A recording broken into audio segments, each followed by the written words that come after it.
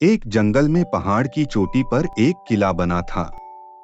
किले के एक कोने के साथ बाहर की ओर एक ऊंचा विशाल देवदार का पेड़ था।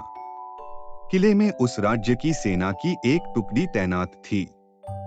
देवदार के पेड़ पर एक उल्लू रहता था। वह भोजन की तलाश में नीचे घाटी में फैले ढलवा चरागाहों में आता। चरागाहों की लंबी घासों व झाड़ियों में कई छोटे मोटे जीव व कीट पतंगे मिलते, जिन्हें उल्लू भोजन बनाता। निकट ही एक बड़ी झील थी, जिसमें हंसों का निवास था। उल्लू पेड़ पर बैठा झील को निहारा करता। उसे हंसों का तैरना व उड़ना मंत्रमुग्ध करता। वह सोचा करता कि कितना शानदार पक्षी हैं हंस। एकदम दूध सा सफेद, गुलगुला शरीर, सुराहीदार गर्दन, सुंदर मुख व तेजस्विया। एक दिन उल्लू पानी पीने के बहाने झील के किनारे उगी एक झाड़ी पर उतरा। निकट ही एक बहुत शालीन व सौम्य हंस पानी में तैर रहा था। हंस तैरता हुआ झाड़ी के निकट आया। उल्लू ने बात करने का बहाना ढूंढा। हंस जी, आपकी आज्ञा हो तो पानी पी लूं, बड़ी प्यास लगी है। हंस ने चौंककर उसे देखा और बोला, मित्र, पानी प्रकृति द्वारा सबको दिया गया वरदान है। इस पर किसी एक का अधिकार नहीं। उल्लू ने पानी पिया, फिर सिर हिलाया जैसे उसे निराशा हुई हो। हंस ने पूछा, मित्र, असंतुष्ट नजर आते हो, क्या प्यास नहीं बुझी? उल्लू ने कहा, हे हंस, पानी की प्यास तो बुझ गई, पर आपकी बातों से मुझे ऐसा लगा कि आप नीति व ज्ञान के सागर हैं। मुझ में उसकी प्यास जग गई है। वह कैसे बुझेगी? हंस मुस्कुराया, मित्र, आप कभी भी यहाँ आ सकते हैं। हम बातें करेंगे। इस प्रकार मैं जो जानता हूँ वह आपका हो जाएगा और मैं भी आपसे कुछ सीखूंगा। इसके पश्चात हंस व उल्लू रोज मिलने लगे। एक दिन हंस ने उल्लू को बता दिया कि वह वास्तव में हंसों का राजा हंसराज है। अपना असली परिचय देने के बाद हंस अपने मित्र को निमंत्रण देकर अपने घर ले गया। शाही ठाठ थे। खाने के लिए कमल व नरगिस के फूलों के व्यंजन परोसे गए और जाने क्या क्या दुर्लभ खाद्य थे। उल्लू को पता ही नहीं लगा। बाद में सौंफ इलायची की जगह मोती पेश किए गए। उल्लू दंग रह गया। अब हंसराज उल्लू को महल में ले जाकर खिलाने पिलाने लगा। रोज दावत उड़ती। उसे डर लगने लगा कि किसी दिन साधारण उल्लू समझकर हंसराज दोस्ती न तोड़ ले। इसलिए स्वयं को कंसराज की बराबरी का बनाए रखने के लिए उसने झूठ मूठ कह दिया कि वह भी उल्लुओं का राजा उल्लूक राज है। झूठ कहने के बाद उल्लू को लगा कि उसका भी फर्ज बनता है कि हंसराज को अपने घर बुलाए।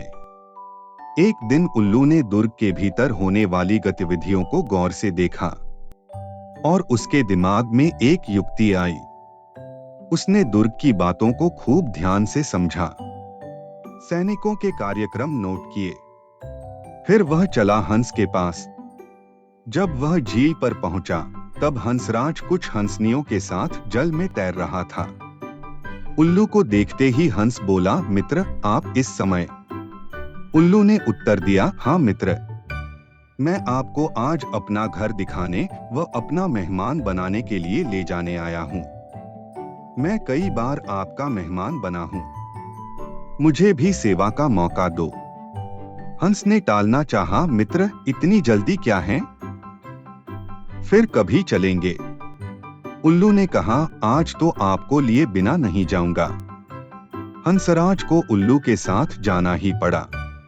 पहाड़ की चोटी पर बने किले की ओर इशारा कर उल्लू उड़ते उड़ते बोला, वह मेरा किला है। हंस बड़ा प्रभावित हुआ।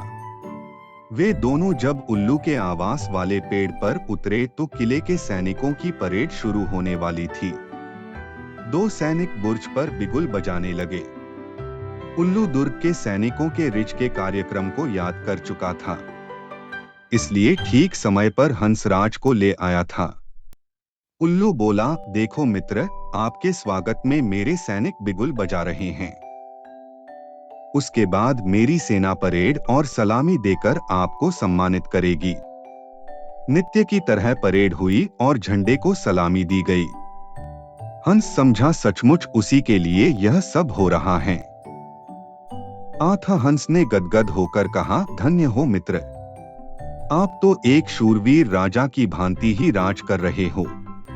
उल्लू ने हंसराज पर रौब डाला, मैंने अपने सैनिकों को आदेश दिया है कि जब तक मेरे परम मित्र राजा हंसराज मेरे अतिथि हैं, तब तक इसी प्रकार रोज बिगुल बजे व सैनिकों की परेड निकले। उल्लू को पता था कि सैनिकों का यह रोज का काम है, दैनिक नियम है। हंस को उल्लू ने फल, अखरोट व बनफशा के फूल खिलाए। उनको वह पहले ही जमा कर चुका था। भोजन का महत्व नहीं रह गया। सैनिकों की परेड का जादू अपना काम कर चुका था। हंसराज के दिल में उल्लू मित्र के लिए बहुत सम्मान पैदा हो चुका था। उधर सैनिक टुकड़ी को वहां से कूच करने के आदेश मिल चुके थे। दूसरे दिन सैनिक अपना सामान समेटकर जाने लगे तो हंस ने कहा, मित्र, देखो आपके सैनिक आपकी आज्ञा लिए बिना कहीं जा रहे हैं। उल्लू हड़बड़ाकर बोला, किसी ने उन्हें गलत आदेश दिया होगा। मैं अभी रोकता हूँ उन्हें, ऐसा कह वह हूँ करने लगा। सैनिकों ने उल्लू का घुघुआना सुना व अपशकुन समझकर जाना स्थगित कर दिया। दूसरे दिन फिर वही हुआ।